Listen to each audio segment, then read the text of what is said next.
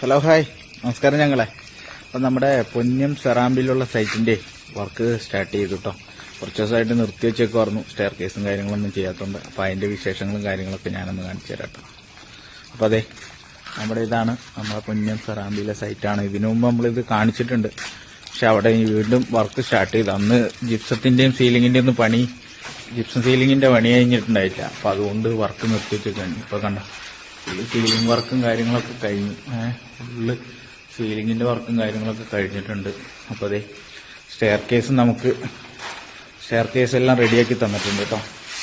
അപ്പോൾ 8x4 ടൈലാണ് നമുക്കിവിടെ വിരിക്കേണ്ടത്.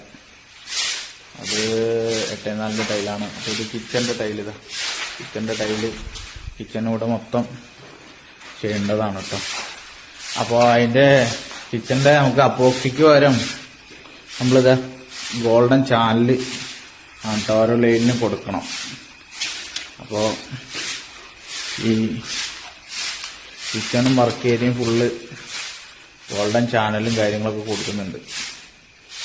ഫുള്ള് ലൈൻസിലും സ്പേസർ യൂസ് ചെയ്യുന്നില്ല, ഫുള്ള് ഗോൾഡൻ ചാനലാണ് കേട്ടോ. അപ്പോൾ അതേ നമ്മുടെ സ്റ്റെയർ കേസ് GA വെച്ചിട്ട് ചെയ്തിട്ടുണ്ട് കേട്ടോ. വലിയ പ്ലേറ്റ് വെച്ചിട്ടാട്ടോ ചെയ്തത്, നല്ല തിക്നെസ് ഉള്ള പ്ലേറ്റ് വെച്ചിട്ടാ, നല്ല ഹെവി സാധനമാണ് കേട്ടോ. സ്റ്റെയർ കേസിന്റെ വർക്ക് കഴിഞ്ഞു.